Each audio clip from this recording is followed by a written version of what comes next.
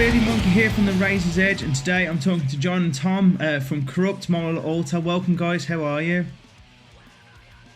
Not too bad, man. How are you? Yeah, not too bad. Considering. Sorry, what was that, man? Very reasonable considering. Jolly good, jolly good. So, where are you guys based now? Is it Birmingham or Liverpool? Was it? I see you guys all over the place. We're close to Liverpool. We're not far from Liverpool. Fair enough there. So you guys are kind of you guys are kind of out of all the tier 3 stuff then, aren't you, at the moment? Doesn't make a difference, but... Yeah, we're tier 2. Yeah. But actually, I think my house is tier 3. Yeah.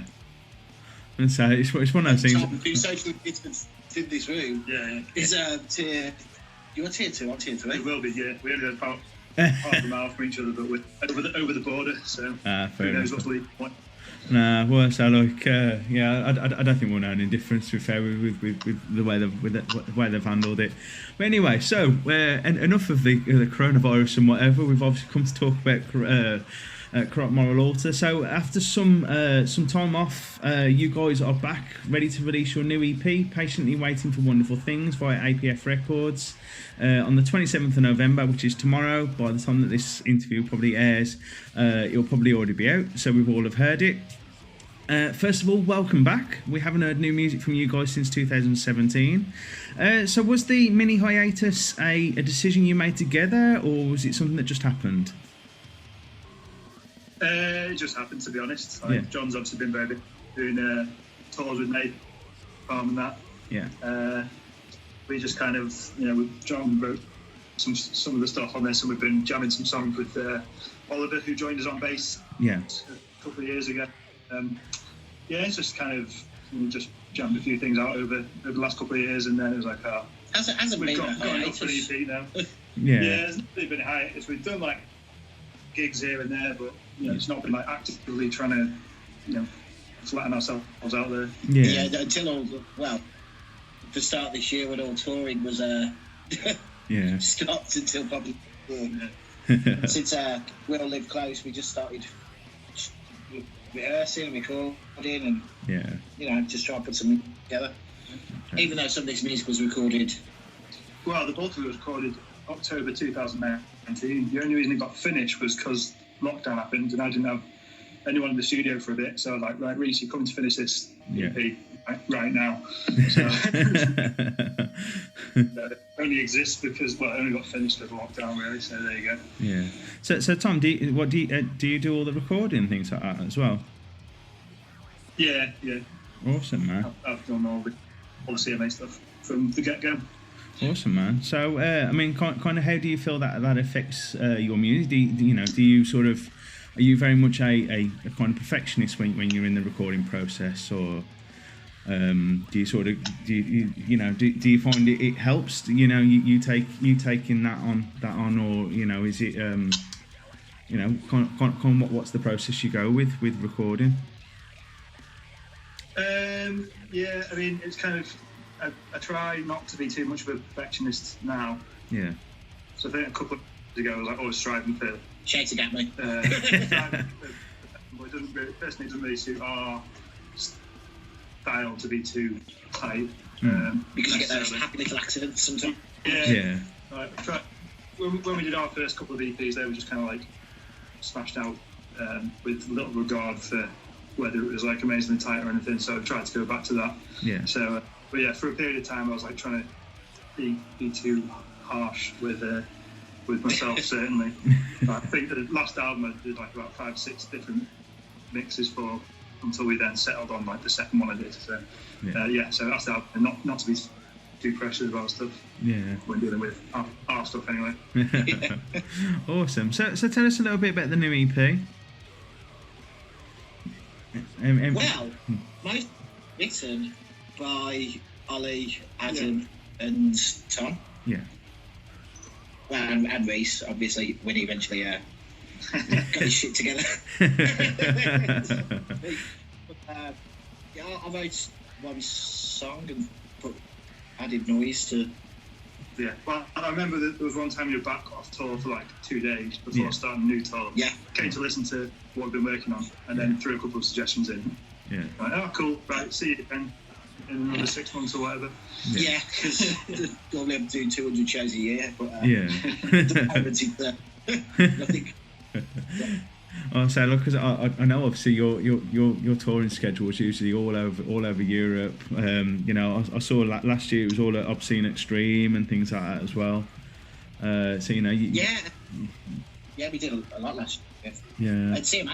Went out and did did a Euro tour. We toured with Noisen last year. Yeah. Did Obscene Extreme with them, which was always a very fun time. It was a very messy time. I've got a question on that in a bit. About Reese. Yeah.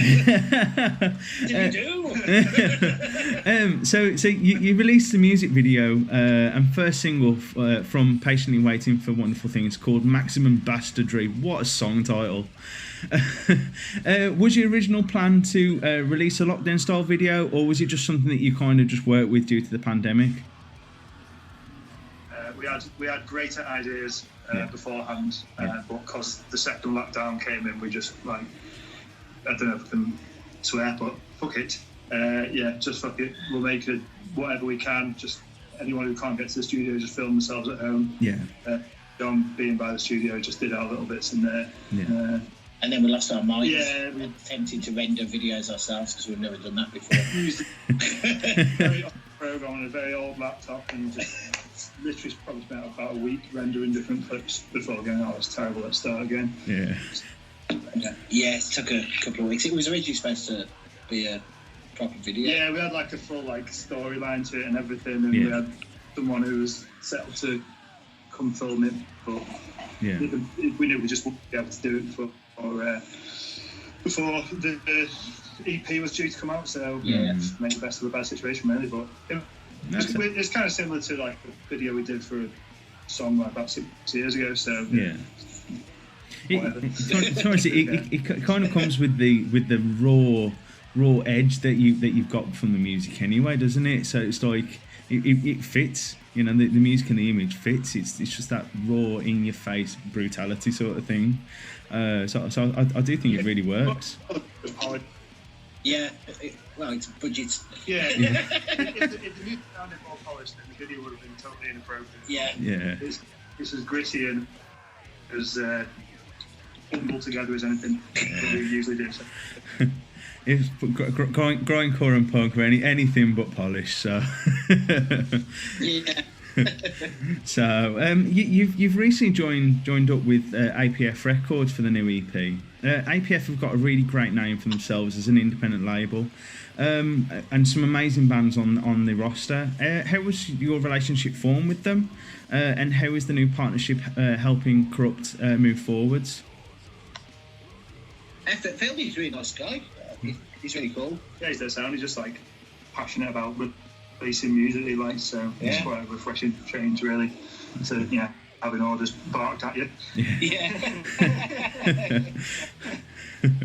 Not that was the case for a long time for us, but we got in touch with him because I did you put Video Nasty's album out, and Damien is an old friend, very old friend of Tom's. And so Rick and in fact Rick Video Nasty put out our first EP on his very short-lived label, It's in the Track.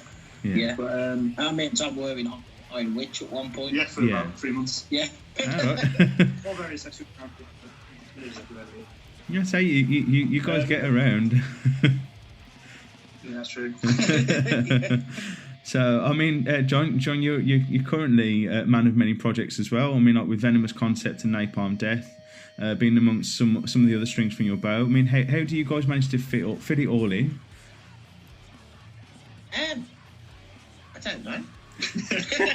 at the moment, at the moment, because we do recording things, it's quite easy. Because actually, me and Tom, we both are on the New Blood from the Soul album. Yeah. Which is Jake from Converge, Shane from Napalm. Yeah. Jeez. Jesper from that, and Mr. Dirk from Megadeth. Yeah. And me and Tom did noise on that and stuff. And Tom's also drummed in Venomous Concept on our tour last year. Yeah. As well. Edge of my way and everywhere. Yeah. Yeah. It's one of those things. You guys are everywhere then. Yeah, like a rash.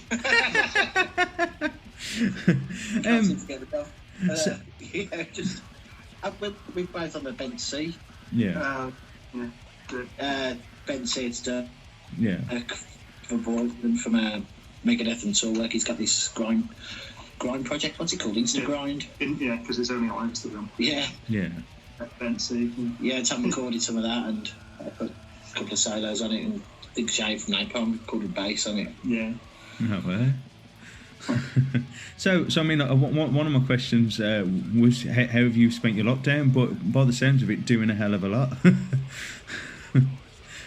Yeah, really quite busy actually. Personally, when did we do the Blood from the Soul? I think I can't even remember. It was probably in the first lockdown. Yeah. Okay. You went down to Cambridge to record a new Venomous Concept album. Yes, I've recorded a new Venomous Concept album already, and we've already written the one after that. Yeah. So another however many songs. And we recorded some new punk Venomous tracks. Yeah. Which will be on a re-release at some point. Yeah. That's with some drumming. I drummed on a couple then. Also, I've been playing. There's an old UK punk band called Blitzkrieg, 1982. Punk band. I've been playing drums on the record for them. They've been going like 40 years now, I think. Yeah. So, like, literally a decade before I was born, they came into existence. But now I'm playing drums on that. So I've been doing that over lockdown. But the guitarist for that lives in Belgium, so he never actually came over for any of it. So we've just been like bouncing stuff back and forth. So that takes up a lot of time. So, you met someone like before, and like, hey, we're doing an album together now. So yeah. So how do you guys like sort of get on with, like, look, obviously, I mean, obviously, is the internet like a big help for you guys, sort of meeting people and finding projects and stuff like that? Like, how do you find so many projects to work on? It's actually usually just through friends. Yeah, just chatting to people we already know, really. Yeah, I mean, me, Tom, and Shane are going to do some bizarre kind of stoner band at some point. Yeah. Oh yeah, that one. Yeah, Tom's going to play some saxophone on that or something. But no, it's we just end up, when you just love playing music, you just end up doing projects with people just because you want to hang out with them and just play. Yeah. Just think, I'd like to do something that sounds like this, and then think who you know that probably also might like that. Yeah, you're like, want to do this? Yeah, all right, got nothing better to do. Yeah. And then it ends up happening.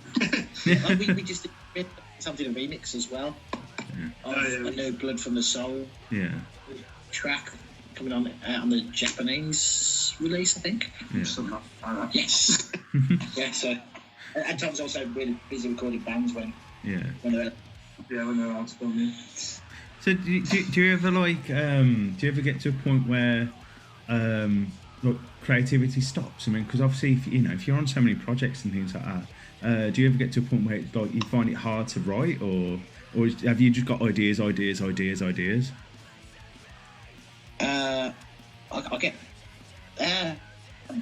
well, the ideas just never stop, really. Yeah, well, we kind of explore different avenues and stuff. Yeah. Like, we've been working on some like weird dark industrial stuff for CMA. So we forgot about that. So, like, when you run out of ideas in one style or whatever, just try and explore something else. Like, there's always I've always got a drum beat in my head, or I'm always thinking about riffs and stuff. Much to girlfriend's dismay. She's like, what do you think about? I'll just playing riffs. So I mean, grindcore has always been like quite a vicious style of music that's always been quite feared by the mainstream for the duration.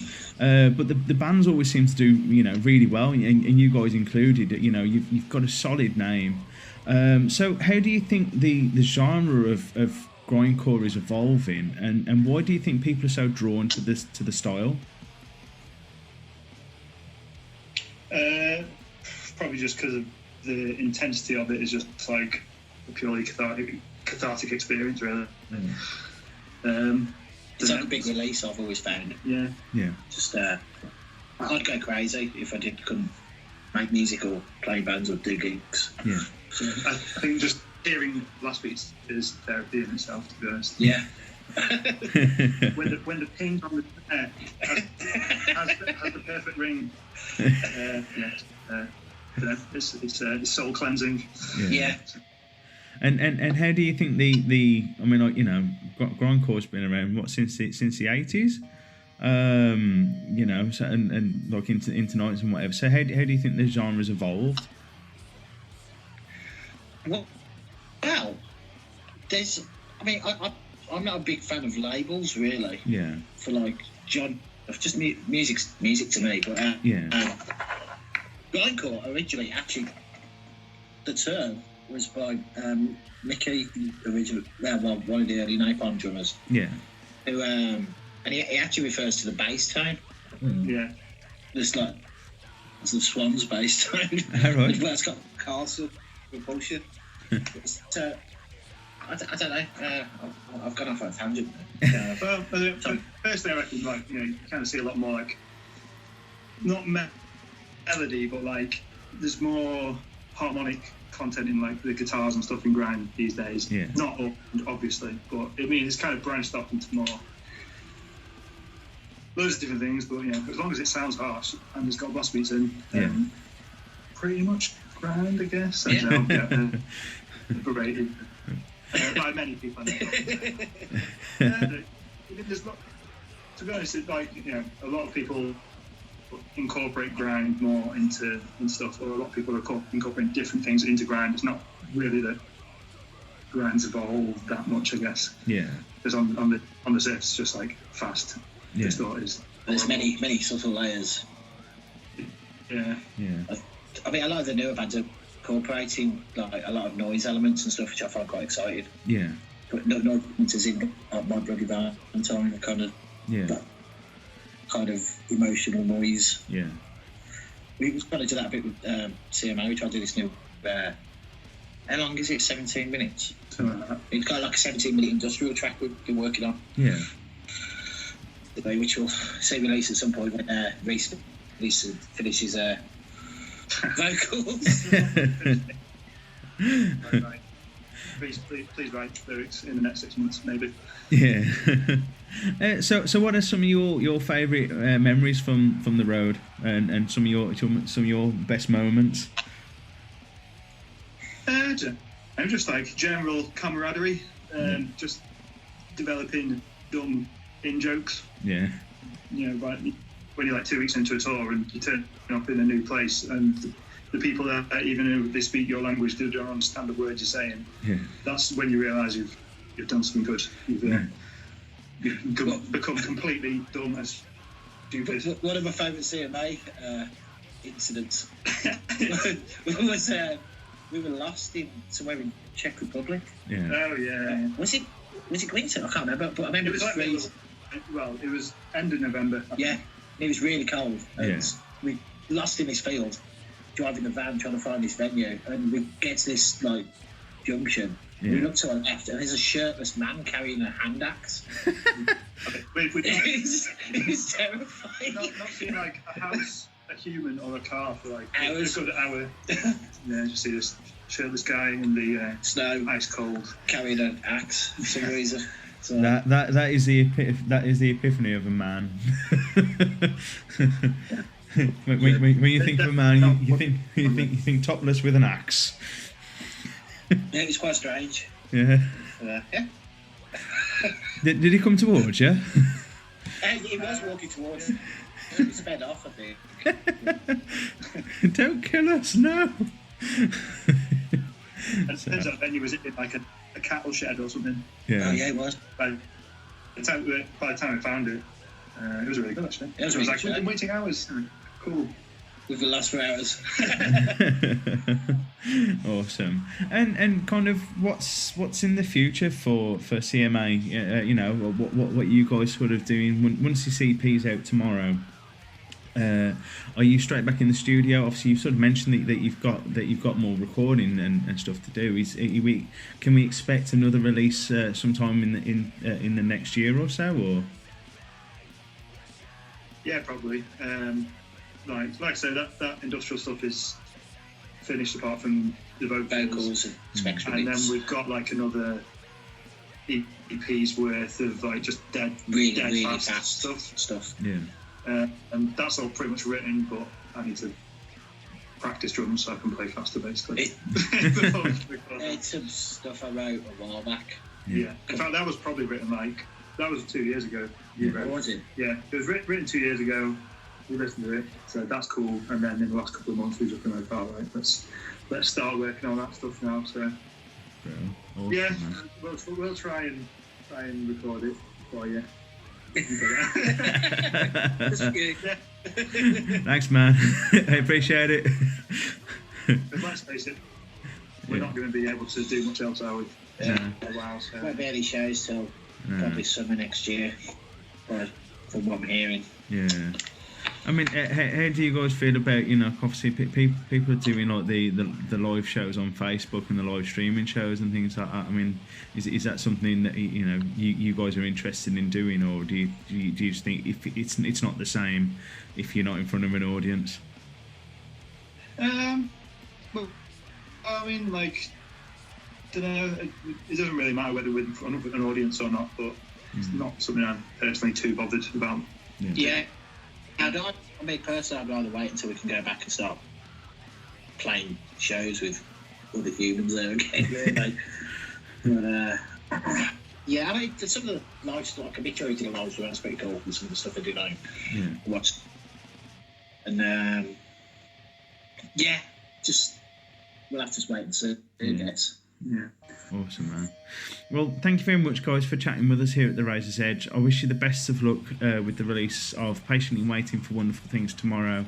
Thank you very much for your time, man, and I hope you have a great Christmas and everything like that. So thank you very much. You too, man. Thanks a lot. Cheers. Take care.